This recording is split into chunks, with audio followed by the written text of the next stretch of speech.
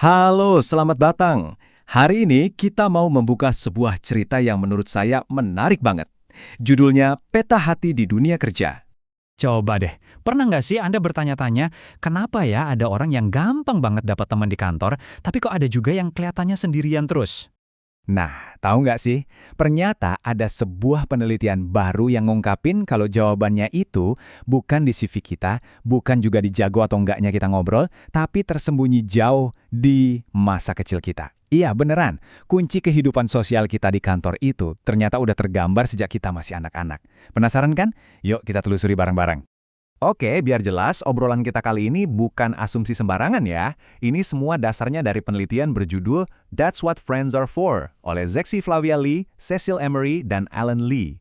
Jadi landasannya kuat banget nih buat kita ngupas misteri ini. Oke, kita mulai perjalanannya ya, dengan konsep utamanya peta hati dari masa kecil. Coba bayangin deh, dari kita kecil, kita semua tuh seolah-olah lagi ngegambar peta yang nggak kelihatan di dalam hati kita.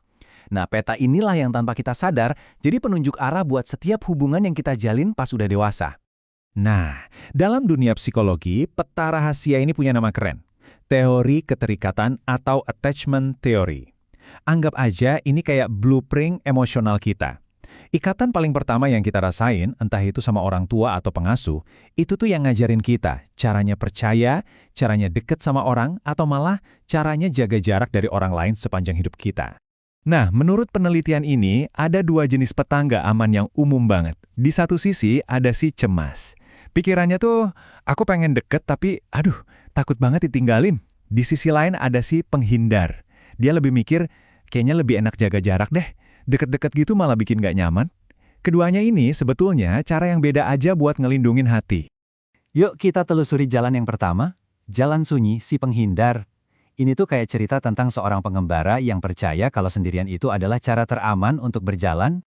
Jadi, apa sih isi peta si penghindar ini? Intinya, mereka tuh seringkali mengasosiasikan kedekatan dengan rasa sakit atau kekecewaan di masa lalu. Makanya, mereka belajar buat nggak terlalu bergantung sama orang lain. Mereka menghindari jadi rapuh dan yakin banget kalau mereka paling kuat itu ya pas lagi sendirian. Ini bukan berarti mereka benci orang ya, tapi ini cara mereka buat bertahan hidup secara emosional. Terus apa dampaknya di kantor? Nah, penelitian ini nemuin 3 hal. 1. Mereka jadi jarang banget ngajak kenalan duluan. 2. Akibatnya ya, lingkaran pertemanan mereka jadi lebih kecil. Dan 3, yang cukup serius, kurangnya support system ini ternyata bisa ngaruh negatif ke performa kerja mereka. Jadi jalan sunyi ini beneran ada harganya. Oke, sekarang kita pindah ke peta yang kedua. Petanya si pencemas. Nah, kalau yang ini ceritanya beda. Bukan jalan lurus yang sepi, tapi lebih kayak tarian yang rumit, penuh semangat, tapi juga penuh keraguan. Di dalam peta si pencemas ini, ada keinginan yang guade banget buat nyambung sama orang lain. Tapi di waktu yang bersamaan, ada juga rasa takut yang mendalam kalau-kalau bakal ditinggalin. Mereka ini super peka sama perubahan sikap sekecil apapun, selalu butuh diyakinin kalau hubungan mereka baik-baik aja. Buat mereka, orang lain itu bisa jadi sumber kebahagiaan terbesar, tapi juga sumber kecemasan terbesar. Dan disinilah penelitiannya nemuin sesuatu yang lumayan mengejutkan. Beda sama si penghindar, si pencemas ini justru aktif banget loh cari teman baru. Mereka sering banget mulai duluan.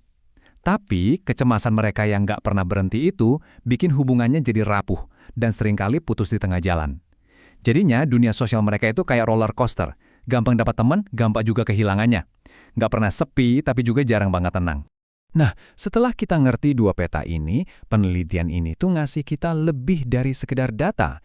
Ini kayak sebuah undangan, sebuah panggilan buat kita semua untuk ngelihat teman-teman kerja kita dengan cara yang beda. Dan inilah inti pesannya.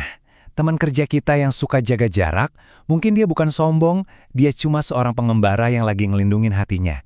Atau teman kerja yang kayaknya butuh perhatian terus, mungkin dia bukan caper, dia cuma seorang penari yang takut banget kalau harus menari sendirian. Setiap orang, tanpa terkecuali, bawa petanya masing-masing ke kantor. Peta yang digambar oleh cerita yang nggak pernah kita lihat. Jadi, saya nggak akan kasih kesimpulan. Saya mau ninggalin Anda dengan pertanyaan ini buat direnungkan. Setelah tahu semua ini, coba deh lihat ke dalam diri sendiri. Peta hati seperti apa sih yang selama ini Anda bawa kemana-mana? Dan yang lebih penting lagi, dengan pemahaman baru ini, cerita pertemanan seperti apa yang ingin Anda tulis mulai besok?